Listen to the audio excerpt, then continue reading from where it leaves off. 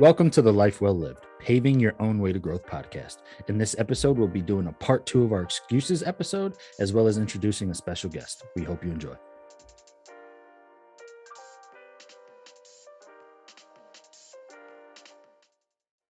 Welcome, everybody. I am your host, Justin Harris. And I am your host, Gina Torres, and this is the Life Well Lived, Paving Your Own Way to Growth podcast. Yes, today we have a special guest with us today, Isabella Marchese, and she is a micro-influencer up in upstate New York and also owns her own marketing business. How you doing, Isabella? Hi, guys. I'm excited to be here. That's the first time anybody has unironically called me a micro-influencer, so I'm both honored and embarrassed. Thanks for having me. My name is Isabella Marchese. I'm originally from the Albany area and back here post-grad from GW in Washington, D.C. I moved back, was like, oh, I'm here. What am I going to do? Started my own marketing business. So that's been going great. It's called Marchese Social. Book me, find me, hire me, please. Thank you. Early plug. I like it. We like to plug our businesses, so you're fitting in perfect right now. Yeah, perfect. I mean, what are you gonna do? Like, I gotta make money, and one day I gotta move out of my parents' house. There you go. Amen, sister. But that's fine. We'll get there. No excuses. Absolutely. So last week, as you all well know, our topic was excuses, and the quote of the day is by Benjamin Franklin. And it is, he that is good for making excuses is seldom good for anything else. Now, Justin and I gave our interpretation and our thoughts on that quote. Isabella, we're just interested to know where, your thoughts are with it. So if you don't mind just explaining to us a little bit, what your thoughts are. Yeah, no, I mean, honestly, at first glance, when I heard you guys say it, I was like, ooh, kind of harsh. Ooh, exactly. Tough quote. Yeah. No, it's a big pill to swallow. Mm-hmm. I guess I would say for the most part, like, it's true. And the way that I took it and interpreted it in my brain was I'd always rather have someone just be honest with me. Like, if I'm saying to you, I don't know, for example, hey, Gina, like, let's start like an alpaca farm together. And you just go on and on for 6 months while I'm planning out this farm, how much you want to be there. And then, the whole time you don't want to be there because you just don't have the time, the money, the interest, and you back out on me the day before. Like, I would have rather had you told me 6 months ago, that's the stupidest idea I've ever heard. And I have no interest in your alpacas. Absolutely. Can we just talk about alpacas real quick? That is a lucrative business, and they make a lot of money on selling that. So I'm just saying. Okay, well, I actually have a story about alpacas now that we're talking about alpacas. So obviously you guys know that I'm a police officer, and the one day I got a call. I was dispatched to a call that we had llamas crossing the street. No way. So little did I know that there was an alpaca farm out in like East Baum of where I was policing. And I had to get out of my patrol car and cross the alpacas back to the other side of the road. You're America's hero. Yes, I feel like I try. I really do try. I save some turtles. The difference, one alpaca at a time. I did, and let me tell you, and they are fierce. They got some attitude. You guys should get shirts that say one llama at a time. But we were talking about alpacas. You said you crossed llamas. No, so the call came in as llamas because somebody who was driving, they called in and they apparently don't know the difference between a llama and alpaca. So, but it was an alpaca farm. I'm down for any shirt that says llama or alpaca. so okay, so Justin, now we have to get those shirts. So,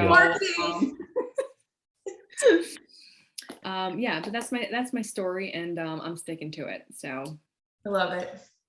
All right, sorry to divert us from the true topic here, and we are now off of alpacas. Back to you. To me. To Gina. To Gina. No. So, yeah. So the quote.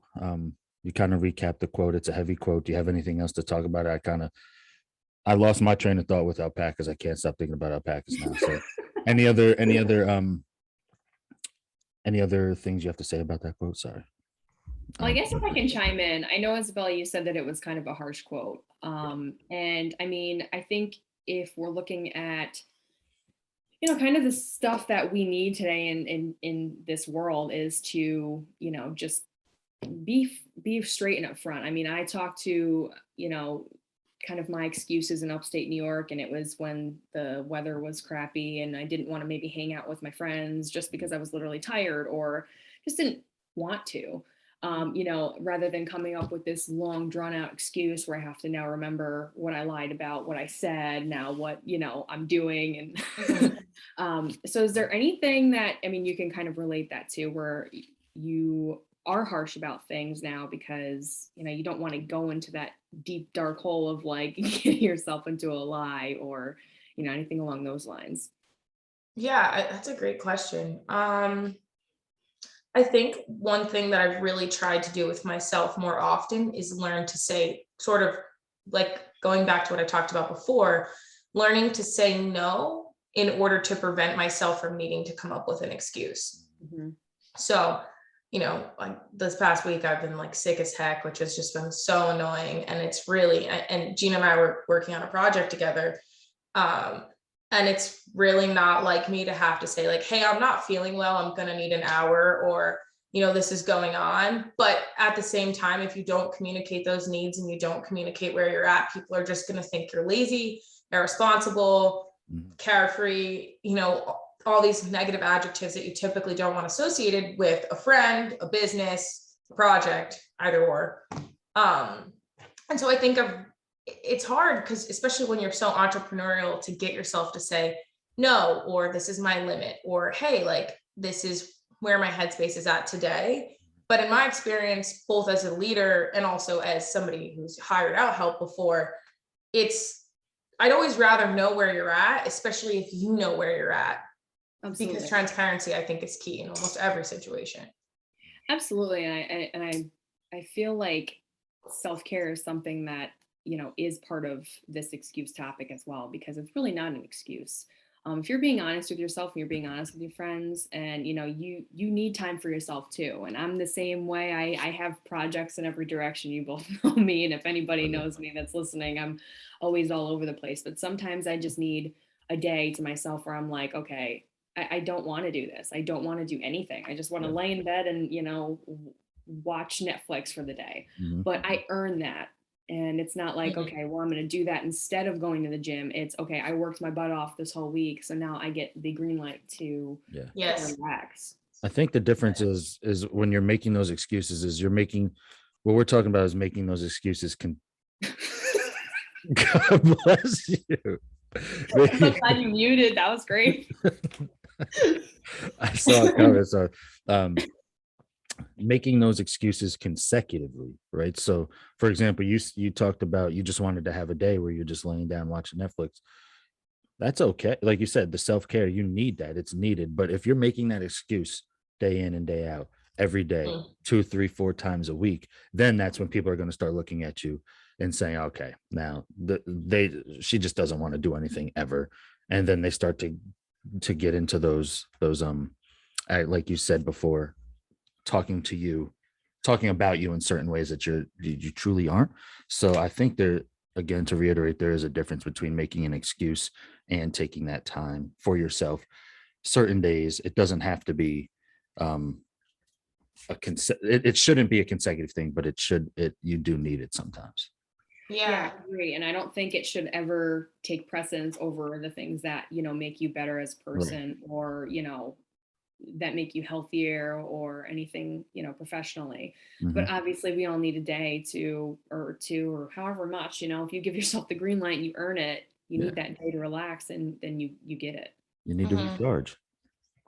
Yeah, and I think the better you know yourself and the more experience you have as being a young professional or a student or a friend, the better you're going to know your boundaries ahead of time. So for example, I know that past 8 p.m., my brain tends to not be nearly as good as it is at 6 a.m. So I start my days early and I start working early because I know that if tasks start to flood in, let's say a client texts me and says, hey, I'd love you to make an Instagram post for me today. Sorry, I know it's last minute. Can you throw this up?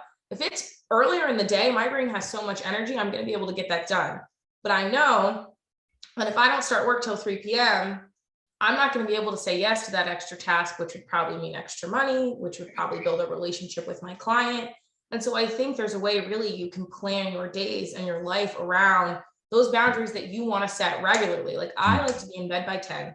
Yeah. And my clients know that. I articulate this when we sign contracts. Like, you know, if it's after 7 p.m., I'm probably not on my phone. If it's an emergency, feel free to call. Otherwise, I won't be communicating and taking on new tasks. Right. Maybe for a night owl, it's not the same, but I think setting those boundaries ahead of time also really helps prevent excuses. Yeah. Absolutely. And you said an important thing, and that's setting boundaries. So if you don't mind, I know that we talked a little bit about your business, but can you just tell us exactly what you do with your business? So Yeah, totally. Love. We can find you on the social media. Oh yes, I would love to plug my business. Thank you. So at Marquise Social, the gist of what I do is I help people run their own Instagram accounts. And then for maybe a busier entrepreneur who's looking to sort of step away from that social media aspect, I step in and try to run it with them or run it for them, just really depending on what people are looking for. I think the coolest part of my job is that every client and every business, whether it's an influencer, a business, somebody, you know, who's hosting events in the area, they have their own personality that I have to learn, interpret, and then articulate through their feed, right? Because you're not going to Gina Torres on Instagram to learn about Isabella Marchese. You're going to learn about Gina. So I have to get to know my clients on that level and articulate their voice. And that's, I think, one of the most like cool and creative parts of my job. Outside of that, a lot of what I'm transitioning my business into is really like professional and development with young women. So whether that's resume building, working on cover letters, interview prep, just one-on-one meetings where we talk about like overall well-being, self-confidence, you know, just those kinds of things are really going to help build your confidence in who you are as a young professional, so that when you come across a job application, you're never saying to yourself, well, am I qualified? You're saying, I'm applying. That's it. I am applying. So that's the extension of what we're working on right now. I love that. And I can attest to those business skills because Isabella has actually helped me retweak my resume. So Isabella, just let everybody know where they can look up your account and go follow you on the social media accounts. Yeah, so I'll spell Marchese because it's a tough one. Marchese.Isabella on Instagram is my personal, and then Marchese Social is my business, and my website is marchesesocial.com. Perfect. Justin, you got any thoughts? Yeah, I do. No, I think it's all interesting stuff. I was talking to Gina earlier about some of the things she's doing, and it's interesting, and how there's certain businesses that I just don't. I obviously know they exist, but I don't know anybody that really does them. So to hear you talk about what you do and how you do things is kind of interesting to me. I didn't realize that all that went into that business. So with that being said, with your business, is there any excuses? So kind of a twofold question.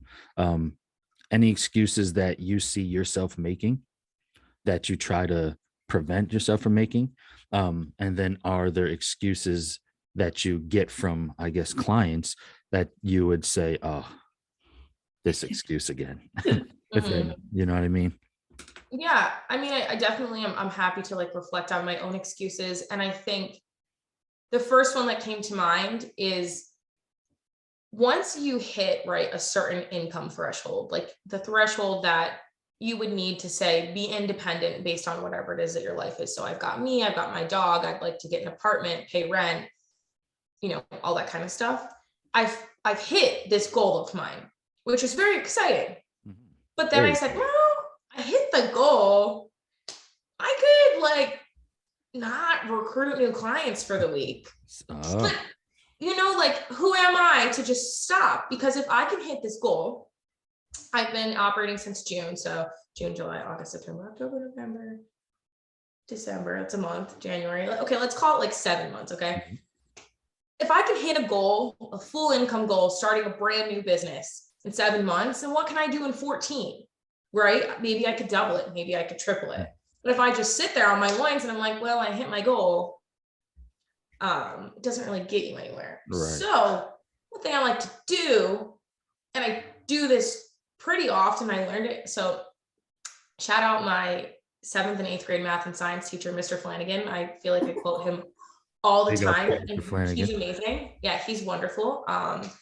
And he used to always say this to me. Like I would say, well, I really just want to get a 95 on the quiz. And he would say, if your goal is a 95 and you hit a 90, are you going to be happy? You always aim higher. So my goal is always in 100 on every exam, on every test. It doesn't matter, because if I miss it by 2 points, I'm still at a 98, which was above my original goal of a 95. Yeah. So I do that with my finances too. Like I hit this goal that I had in my head, but my goal on paper is higher. So it sort of prevents me from taking that lazy week, because I'm like, okay, you hit the goal you needed, Right. but you're not at the goal that you wanted. Mm-hmm. Sure. No, that And I think definitely. I do that too, where, I hit goals, and that's just something that we have to always remember, that, goals are temporary and they're meant to be changed and they're meant to be advanced, especially business goals. There should never be a point in your business where you're like, oh, well, I don't need any more new clients. Like I never want to grow bigger, or Yeah. make more money. Nobody ever says that. It may get to the point where, you may be overwhelmed, but then, okay, maybe it's a new goal of hiring someone else to help the business. Yeah. Or growing in some other aspect. So I completely am right there with you. I'm guilty of doing that as well. What about some excuses that your clients have given you? That's a good question. So I'm just going to talk like at large about my experience working with people as I'm building a business. Because I think that that's probably the most appropriate and fits the conversation the best. So one thing that I notice is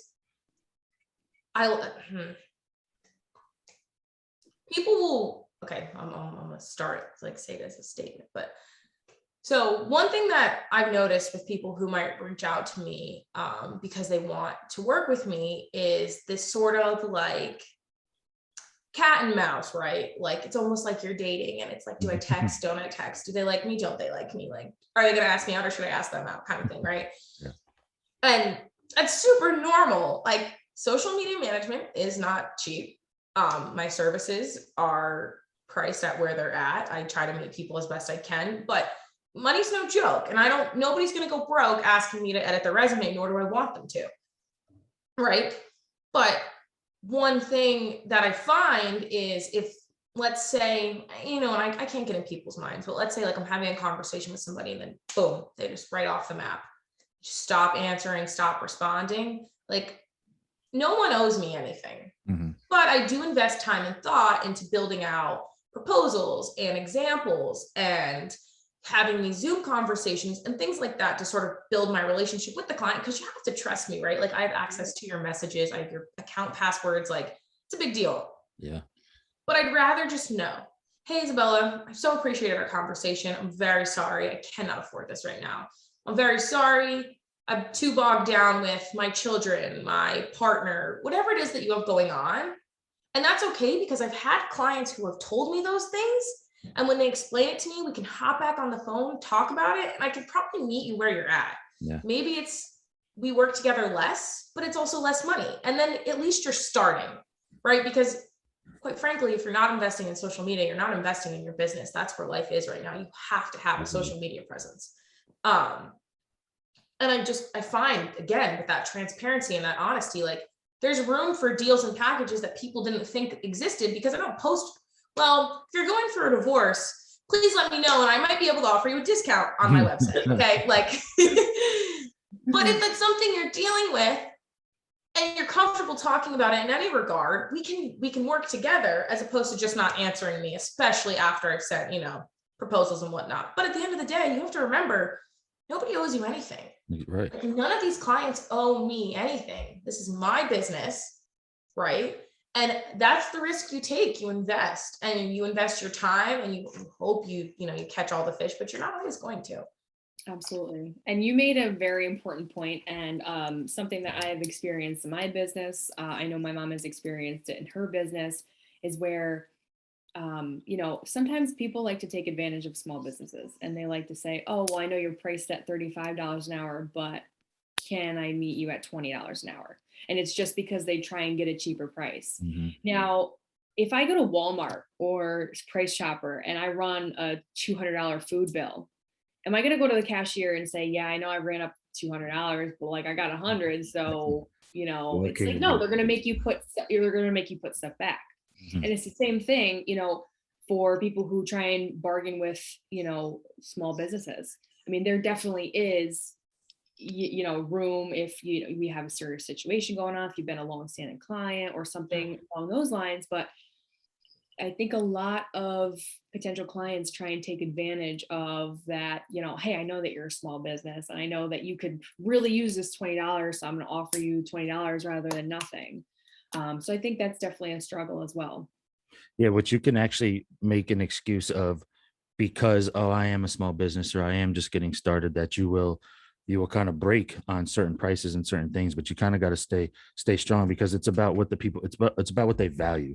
So if they're truly valuing what they believe in and what you're offering, then they'll be more acceptable of what's going on, of what you're doing. And then especially if you're willing to meet them halfway, or meet them where they're at, then it's about what they value. So people will make excuses about a lot of things if they don't see it as any value to them, which can be an excuse in itself, because then they probably are potentially hurting themselves. For example, if I came to you and was like, I don't really see the value in this, next thing I know, my business is tanking because here's the social media aspect of a small business is needed today, like you said. And then it's just, my business starts tanking because I don't see the value in it, because I'm trying to save money in a sense where I probably have the money to do it. But it's like, I'd rather go spend the money on this, or spend the money on this, instead of investing in yourself and investing in your business. There is a fine line between all of that. Yeah, and you're gonna make what you want to call mistakes, or just like first time business owner like Yep. decisions. Like, my like the clients I took on in the beginning, their packages were different, their prices were different, the way I had them sign contracts was totally different. My first clients, right? Like that's how that works. But the goal of all of this is to assess, right? You take on a client, you start working with them in whatever capacity that is, and you assess, is this income going to get me where I need to be so that I can be financially independent? And I don't, when you start a business, you're probably not going to know what your exact value is. That's really difficult to do. Yeah. But the idea is that every time you take on a new client and you sign a new contract, you continue to assess. You assess the market around you, right? Like I'll go on Instagram and like look at people who do post their prices on Instagram. I see what they're asking for. I check where they're geographically located. I check their engagement. I look at these things and I ask myself, where do I lie in this market? What's my experience? How good am I?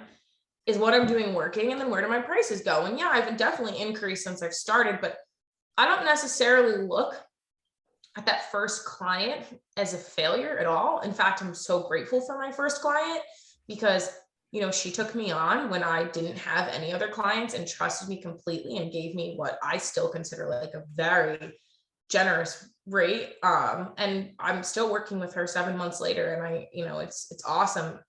I think the excuse would lie once you start to grow your business and you start to become more successful and you understand that your worth grows and you're too nervous to ask for more money from the next client because you're uncomfortable talking about finances, or you're too scared to change your rates on your website. I think that's really where the excuses come in. Yeah. You're afraid to hear no. And that's a big thing. You have to, like you mentioned earlier about saying no, you also have to not be afraid to hear no, because it will happen with any business anytime. You mentioned you were talking about goals earlier. You have to consistently change your goal, and daily. I mean, you're going to have different goals daily, and I think it's a good thing to have different goals daily. You want to be able to hit daily marks. Okay, I want to reach out to this client today. I haven't talked to them in 3 days. I need to reach out to this client. That's my one goal today, or my number one goal. Have multiple goals throughout the day, because then it will help you grow. in the long run for sure. Absolutely.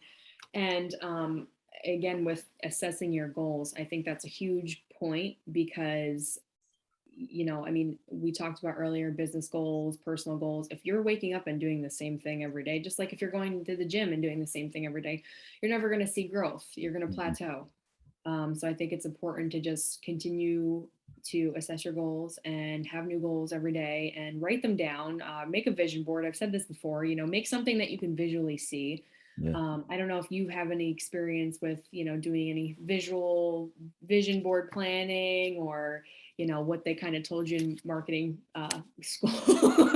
But I think there's a huge proponent behind having a visual to what you're doing, or even I have a dry erase board. I write my goals down every day and then I actually it's like a satisfaction of being able to erase the goal and, putting up a new one. I love that. One time I was listening to this podcast and I don't know, I wish I could remember what it was so I could plug it, but pretty much they were talking about this idea of letting go while moving your body. So I started doing this thing where pre being sick and starting with a bunch of new clients. So this month has not, there's an excuse, right? I got sick and I got new clients. And so December has not been my prime. But prior to this, I would go to the gym every morning and sit on the bike. And when I sat on them, because I can type on the bike. And when I'm sitting on the bike, what I do is I first made a list of everything that was kind of like worrying me, kind of ruminating in my head from the day before, from weeks before, that I needed to let go. And so while I'm physically moving my body, I'm writing down these things and I'm letting go of them. I'm putting my worries in a file and saying goodbye. Then what I would do is I was opening another notes page in my phone and I started typing all my goals for the day, because I started while I'm moving my body to get inundated with ideas. And rather than forgetting them, I'm putting myself in a situation where I'm writing them down and I'm set. And Gina, you're so right. Crossing things off as you do them is so satisfying. And you really, And then the best part is at the end of the day, no matter what you did, if you crossed one thing off that list, you go back and you remind yourself, hey, I did this. Right. And you can't use the excuse of, oh, I'm not good enough, or, oh, I didn't do enough. Like you did, you crossed stuff off your list. That's doing something and that's progress. So that's my typical morning routine when I'm on my A game. Well, just like they say, making your bed is the first thing that you can just say that you accomplished. What is your one thing that every day you wake up and do? I mean, I will not lie to you. I do not make my bed every day. I don't ever make my bed. There is something, there are tips and tricks that you can do to, have an accomplishment first thing you wake up and do. Is there anything that you do, or maybe that you can suggest for someone to, start with something small? I really do think so. Like, I'm definitely anxiety prone. So a lot of my advice comes from like how I manage my anxiety while also managing like being a business owner. And when I wake up and I have those thoughts, dumping them into my notes has been so beneficial, because otherwise I'll ruminate on them all day. And maybe I'm not thinking about them right now, right? Because we're having this conversation, I'm extroverted, I'm energized. But when we hang up, they might come back. But when I dump them into my notes, whether it's anxiety or just, maybe you don't have anxiety, but something's bothering you, you're annoyed, whatever it is, just putting it out there and letting it go in that capacity, even if you're not at the gym, is so beneficial. And the other thing is, and people don't believe me because I'm a social media manager, but I do not start my day on Instagram, Facebook, Twitter, anything. I wake up, get out of bed, go brush my teeth, whatever the heck it is. And then once I am physically ready for my day, I will get on social media. I agree with that. I actually was listening to another podcast, Jay Shetty. I listen to him a lot, and he was talking about, he's also a big influencer, and he talks to thousands and thousands of people, but he was talking about starting the day. You can't start the day getting on Instagram, Facebook, all these social medias, because essentially what you're doing is you're letting all of these people into your life at that one moment, instead of having the time for yourself at that one moment, because now they're not thinking about you, but now you're thinking about them in this moment. And then here comes these stresses of the day. Oh, I got to do this. Oh, I got to do that. Instead of just taking the time, getting up, brushing your teeth, writing down your thoughts. I like to journal a lot. So I sit down in an actual, I'll write them down. I like meditating a lot. So I sometimes even if it's 2 to 5 minutes, it can be beneficial. So it doesn't even have to Totally. be a long 30-minute, an hour thing. Just take a couple minutes out of your day. Yeah, I literally do 2 minutes, like, and I write in bullets, and Yeah. because that's just how I process. But I agree completely.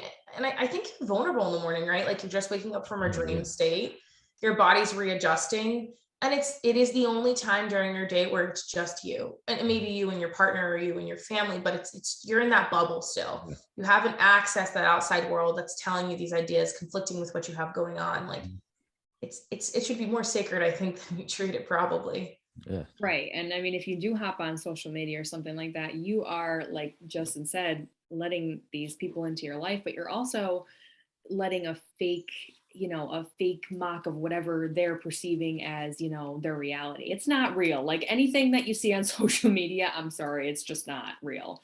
Like as Yeah. far as what people are, how they're feeling, how they're acting, I mean, how short can you take a picture, like, smile really quick and then just be like in the most depressed state ever? Mm-hmm. And it can all be a front. No, So, I agree. And so literally, oh, go ahead. Sorry, Gina. I know, go for it.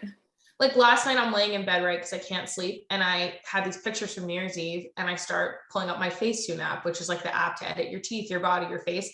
And I'm like, okay, like, well, I would look cute if I was like a little thinner. So I like suck in my gut. And I'm like, what am I doing? Like, I am literally adding to the culture that I hate so much. Mm-hmm. And I'm big enough to admit that it is, like, I have done it. It is tempting. I can't tell you off the top of my head, like the last time I posted something that was super Facetuned, but like, I was doing it, and I'm very good at it, right? Like, so you wouldn't have even known. And I was like, you want to create this brand of confidence, of empowerment, and you're sitting there editing your stomach.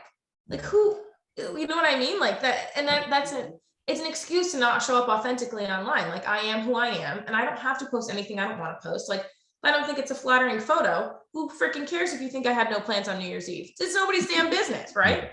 Exactly. Absolutely. I really didn't do much anyways, but I did look good.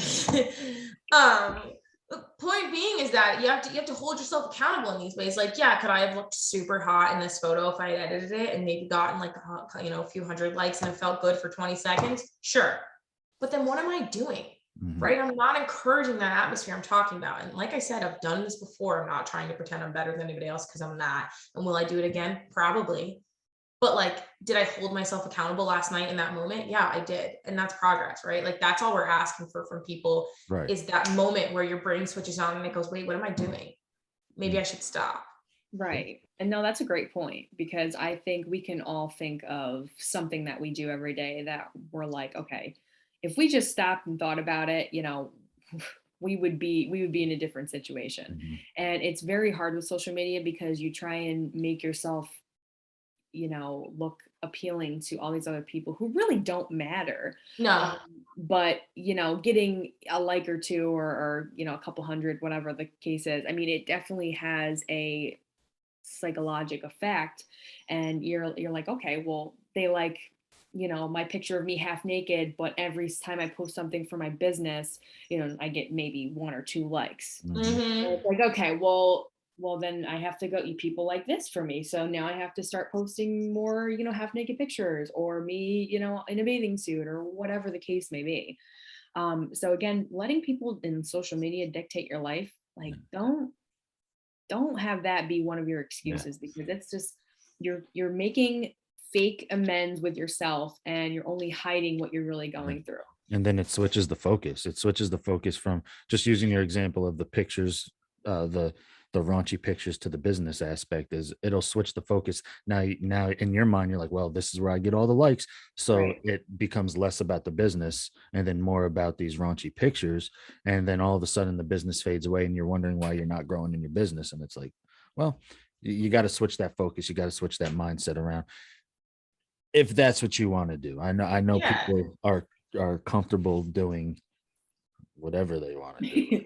Yeah, and to But some people that is their business, and that's fine. Mhm. Isabella, I don't know if you have any suggestions for maybe small business owners or anything like that, to help them cultivate some sort of culture where they, do get more likes, or do get more engagement with putting their actual content out there, and not, Mhm. maybe just visually appealing Mhm. stuff.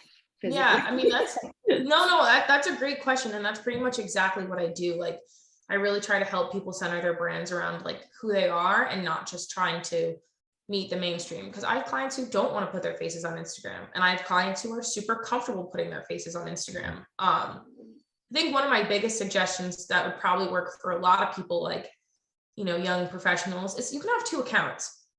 I have Marchese.Isabella, which is my personal, where I post like my unedited New Year's Eve photos.